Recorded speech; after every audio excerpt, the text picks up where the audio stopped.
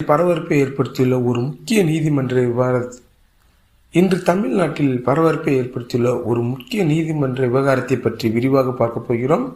கரூரில் நடந்த துயர சம்பவத்தில் உயிரிழந்தவர்களின் குடும்பத்தினருக்கு அரசு வேலை வழங்கும் அரசின் முடிவுக்கு தடை விதிக்க கோரி தாக்கல் செய்யப்பட்ட மனுவை அவசர வழக்காக விசாரிக்க நீதிமன்றம் மறுத்துள்ளது. இந்த வழக்கின் பின்னணி என்ன, மனுதாரர் என்ன கூறுகிறார்கள், அரசு என்ன நிலைப்பாட்டை எடுத்துள்ளது, நீதிமன்றம் என்ன கூறியுள்ளது, அனைத்தையும் விரிவாக பார்ப்போம். வீடியோ ஸ்கிப் பண்ணாம பாருங்க, அப்பதான் என்ன சொல்ல வரமோ உங்களுக்கு தெளிவாக புரியும். கரூரில் என்ன நடந்தது? கரூர் மாவட்டத்தில் நடைபெற்ற ஒரு துயர சம்பவத்தில் பலர் உயிரிழந்தனர். இந்த சம்பவம் மாநிலம் முழுவதும் பெரும் அதிர்ச்சியை ஏற்படுத்தியது.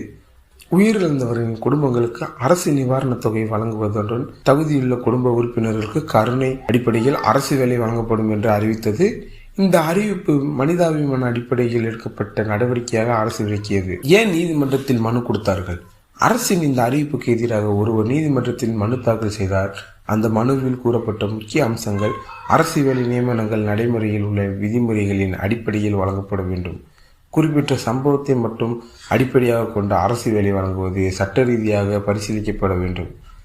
அரசு வேலை வழங்கும் நடவடிக்கைக்கு இடைக்கால தடை விதிக்க வேண்டும். மேலும் இந்த மனுவை உடனடியாக விசாரிக்க வேண்டும் என்று கூறப்பட்டது. நீதிமன்றத்தில் என்ன நடந்தது? இந்த மனு நீதிமன்றத்தில் முன்வைக்கப்பட்ட போது அதை அவசர வழக்கமாக எடுத்துக்கொள்ள வேண்டும் என்று மனுதாரர் தரப்பில் வலியுறுத்தப்பட்டது. ஆனால் நீதிமன்றம் அதனை ஏற்கவில்லை. இந்த வழக்கை உடனடியாக விசாரிக்க வேண்டிய அவசர தேவை தற்போது இல்லை என்ற அடிப்படையில் அவசர விசாரணைக்கான கோரிக்கை நிராகரிக்கப்பட்டது. இதனால் வழக்கு வழக்கமான நடைமுறையின்படி பின்னர் விசாரணைக்கு வரும். நீதிமன்றம் அவசர விசாரணையை மறுத்தது என்பது அரசின் நடவடிக்கையை ஆதரித்தது அல்லது எதிர்த்தது என்று அர்த்தமல்ல. மனுவை அவசரமாக விசாரிக்க வேண்டிய அவசியம் இல்லை. வழக்கு பின்னர் வழக்கமான பட்டியல் விசாரணைக்கு எடுத்துக்கொள்ளப்படும். ஒரு அரசு ஊழியர் பணியில் இருக்கும்போது உயிரிழந்தால் அல்லது சில குடும்ப சூழல்கள் குடும்பம் கடுமையாக பாதிக்கப்பட்டால் தகுதியுள்ள குடும்ப உறுப்பினருக்கு கருணை அடிப்படையில் அரசு வேலை வழங்க நடைமுறை உள்ளது. ஆனால் பேரிடர் அல்லது விபத்து போன்ற சம்பவங்களில் அரசு தனிப்பட்ட அறிவிப்புகள் மூலம் வேலை வழங்குவது சூழ்நிலைகளுக்கு சில நேரங்களில் உருவாகின்றன.